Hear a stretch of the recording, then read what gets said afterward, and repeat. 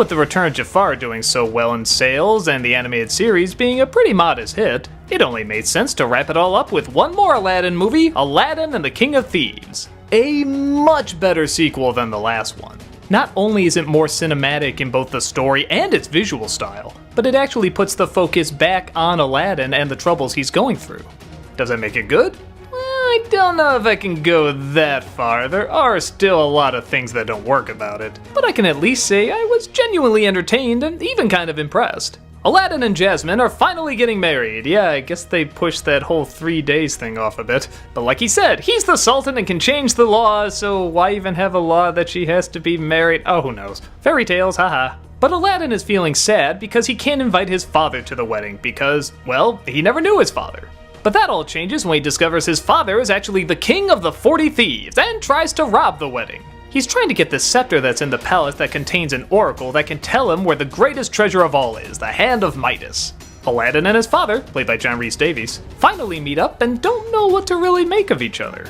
The father is confused about how he made it to a place of royalty, and Aladdin is confused why his father is still a thief. Both want a relationship to bloom, but both have issues trusting the other, especially Aladdin trusting his father, and we find out kind of rightfully so. The father still wants to find the Hand of Midas and will do anything to achieve it. So Aladdin puts off his wedding and goes back and forth trying to figure out whether or not he wants to help his father and get the treasure, or if he just wants his father back to be, well, his father.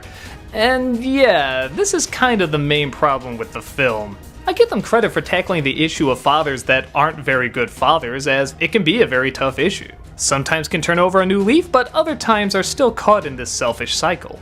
But here's the problem, Aladdin's father's cycle doesn't really make sense. He says that he left Aladdin because he couldn't provide for him and his wife, so he goes and joins the 40 thieves to get his treasure so that, well, he can support them.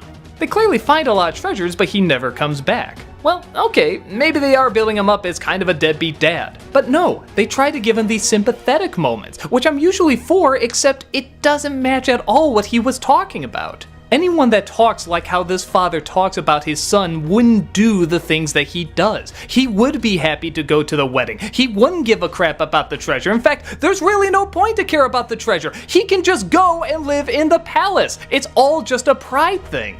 But then at the end, he throws away the treasure, even though he tried so hard to get it. But wait, Aladdin was helping him find the treasure too. Why does Aladdin suddenly care about this? It's so weird to see Aladdin just abandon his wedding and then be like, hey, let's go find this treasure that really I don't care about. But he does it really cheerfully, and the father is all okay with it, and it just doesn't add up.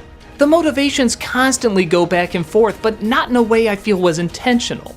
If you want to see this kind of story done so much better, watch Adventure Time and Finn's connection to his father, or even, strangely enough, Fresh Prince of Bel-Air and his connection with his real father. These shows get it, and they know how to explain it well. I don't think this one really does. It feels more like they want to do something with Aladdin connecting to his father, but they also want a treasure hunt. So they just kind of smash them together, and yeah, given the probable short amount of time that they had on this, I guess I can't be surprised what we got. But that still doesn't mean that the heart and focus works, and when the heart and focus doesn't work, the film really suffers, and it's hard to get behind it.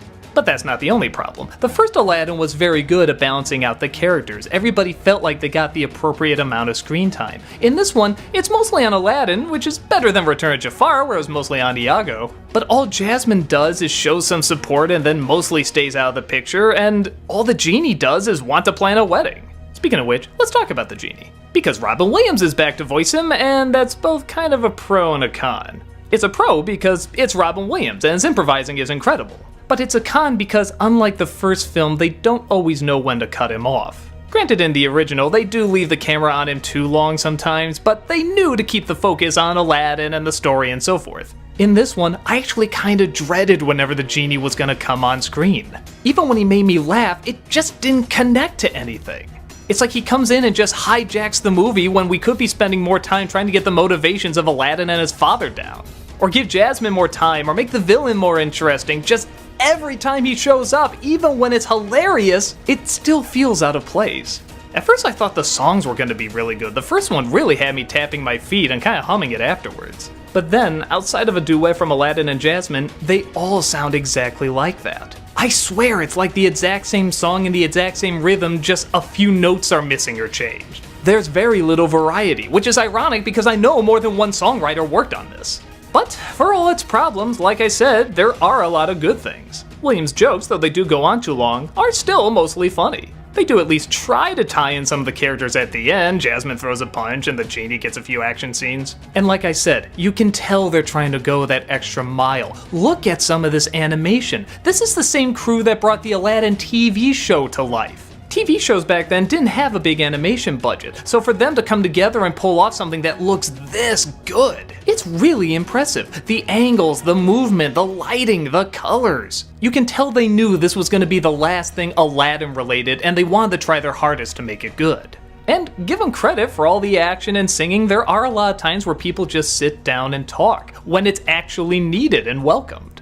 And those scenes don't feel forced, they flow very naturally. It's just, once again, the motivations. There's a difference between being intentionally complex and sloppily complex. I feel like this movie had a lot of really good scenes and ideas, but no concentrated narrative to have them connect or flow. So it's a tough call. I don't see it really working as a film, but I'm also kinda happy I saw it.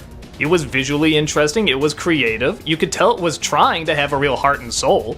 And I give it credit that it was trying to wrap up both the TV series and the movies. It even ends with the merchant singing the song at the end. Those are kinda nice bookends.